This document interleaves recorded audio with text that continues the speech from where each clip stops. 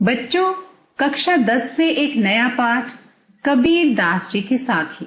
आइए सबसे पहले कबीर दास जी का जीवन परिचय जान लें। कबीर दास ज्ञान मार्गी शाखा के प्रमुख एवं प्रतिनिधि कवि माने जाते हैं। कबीर दास जी का जन्म 1398 ईस्वी में काशी में हुआ था। कहा जाता है कि इनका जन्म एक विधवा ब्राह्मणी के गर्भ से हुआ था और वह लोक लाज के डर से इन्हें लहर तारा नामक तालाब के निकट छोड़ आई थी। वहां से ले जाकर नीमा और नीरू जुल्हा दंपति ने इनका पालन पोषण किया था। इस प्रकार हिंदू मुसलमान दोनों ही परिवारों के संस्कार इनके जीवन में विद्यमान हैं। कबीर अनपढ़ थे, इन्हें कभी स्कूल जाने का अनुभव प्राप्त नहीं हुआ। इन्होंने जो कुछ भी कहा अपने अनुभव के आधार पर कहा। इनके परिवार के बारे में स्थिति स्पष्ट नहीं है। कहा जाता है कि इनकी पत्नी का नाम लोई था, जिससे कमाल और कमाली नामक 2 संतानें पैदा हुई। रामानंद इनके गुरु थे और कबीर जी की मृत्यु सन 1518 ईस्वी में महानगर में हुई थी। उनका मानना था कि महानगर में जो भी प्राण त्यागता है उसे स्वर्ग की प्राप्ति होती है। उनकी रचनाएं, कबीर की रचनाओं के संकलन बीजक के 3 अंग हैं। पहला है सबद, साखी और रामायणी। इनकी कुछ साहित्यिक विशेषताओं के बारे में जानते हैं। कबीर के काव्य का विषय कुरीतियों, सामाजिक एवं धार्मिक बुराइयों का खंडन करना था। वे एक समाज सुधारक भी थे। उन्होंने समाज में फैले हुए ढोंग, आडंबरों, जाति पाति के भेदभाव पर कड़े प्रहार किए हैं। उन्होंने कहा है कि जाति पाति पूछे न कोई, हरि को भजे सो हरि का होए। अर्थात ईश्वर किसी की जाति पाति को नहीं जानता है, उसको महत्व नहीं देता है।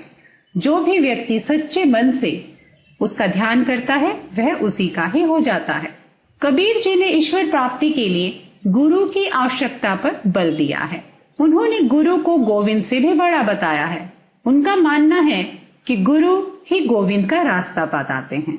कबीर ने अपने काव्य में रहस्यवादी भावना का समावेश किया है। आइए उनकी भाषा शैली जान लें। कबीर दास जी की भाषा शैली ने सामान्य जन को बहुत अधिक प्रभावित किया है। उनकी भाषा पंचमेल खिचड़ी है, जिसे साहित्यकार सधुकड़ी के नाम से भी पुकारते हैं। इस भाषा में पूर्वी हिंदी, ब्रज, अवधी, राजस्थानी, पंजाबी आदि अन्य भाषाओं का मिश्रण भी देखने को मिलता है।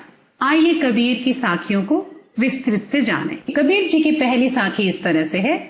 ऐसे वाणी बोलिए मन का आपा खोए, अपना तन शीतल करे और उनको सुख होए। आइए सबसे पहले कठिन शब्दों के अर्थ जान लें। वाणी का अर्थ है शब्द अर्थात वचन। आपा का अर्थ है घमंड यानी अहंकार और शीतल का अर्थ है सुख अर्थात आनंद। आइए भावार्थ को विवरण से समझें। कबीर दास जी कहते हैं कि हमें ऐसी बातें करनी चाहिए जिससे हमारा अहंकार न झलकता हो। अर्थात कबीर जी हमें अपनी वाणी से ऐसे कटु वचन न बोलने के लिए कहते हैं कि जिससे किसी का मन आहत हो। इससे हमारा मन भी शांत रहेगा और सुनने वाले को भी सुख और शांति की अनुभूति होगी। दूसरी साखी की पंक्तियां कुछ इस तरह से हैं। आइए इन पूरी पंक्तियों को अच्छी तरह से समझ लें और इसका भाव जान लें। कस्तूरी कुंडली बसे मृग ढूंढे बन माही, ऐसे घटी घटी राम है दुनिया देखे नाही। यहाँ पर कठिन शब्दों के अर्थ जान लेते हैं। कस्तूरी का अर्थ है सुगंधित पदार्थ, कुंडली का अर्थ है नाभि और घटी घटी का अर्थ है हृदय यानी कि दिल में। भावार्थ है, यहाँ कबीर ईश्वर की महत्ता को स्पष्ट करते हुए कहते हैं कि कस्तूरी हिरण की नाभि में ही होती है, लेकिन इससे वह अनजान है। हिरण उसकी सुगंध के कारण उसे पूरे जंगल में ही ढूंढता फिरता है। यहाँ पर कबीर जी एक बहुत ही सुंदर उदाहरण देकर समझा रहे हैं कि जिस प्रकार कस्तूरी नामक पदार्थ हिरण की अपनी ही नाभि में होता है, लेकिन वह इस बात से अनजान है और उसके सुगंध के पीछे इधर उधर उसे ढूंढता फिरता है। ठीक उसी प्रकार ईश्वर भी प्रत्येक मनुष्य के हृदय में निवास करते हैं, परंतु इसे वहां नहीं देख पाते। वह ईश्वर को मंदिर, मस्जिद तथा तीर्थ स्थानों में ढूंढता फिरता है। ये मनुष्य की वास्तविकता है। आइए कबीर जी की तीसरी साखी को समझते हैं। जब मैं था तब हरि नहीं, अब हरि है मैं नाही। सब अंधियारा मिट गया, जब दीपक देखा माही। इन पंक्तियों का भावार्थ है, यहाँ कबीर जी कह रहे हैं कि जब तक मनुष्य के मन में अहंकार होता है तब तक उसे ईश्वर की प्राप्ति नहीं होती। जब उसके अंदर का अहंकार मिट जाता है तब ईश्वर की प्राप्ति हो जाती है। आइए कबीर जी की इस साखी का अर्थ विवरण से समझ लें। आइए कबीर जी की साखी का अर्थ अच्छी तरह से समझ लें। जब मैं था तब हरि नहीं, अब हरि है मैं नाही। सब अंधियारा मिट गया, जब दीपक देखा माही। सबसे पहले कठिन शब्दों के अर्थ जान लें। हरि का अर्थ है परमात्मा यानी ईश्वर, और मिट्टी का अर्थ है समाप्त यानी कि नष्ट हो जाना, मिट जाना। आइए भावार्थ को समझते हैं। यहाँ कबीर जी कह रहे हैं कि जब तक मनुष्य के मन में अहंकार होता है यानी कि घमंड से भरा रहता है तब तक उसे ईश्वर की प्राप्ति नहीं होती। यानी उसे सबसे पहले अपने अंदर के अहंकार को नष्ट करना होगा। जब उसके अंदर का अहंकार मिट जाता है तब ही ईश्वर की प्राप्ति हो पाती है।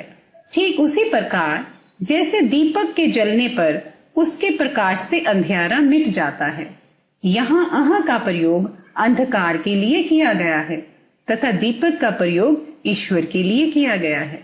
आइए कबीर जी की अगली साखी सुनते हैं।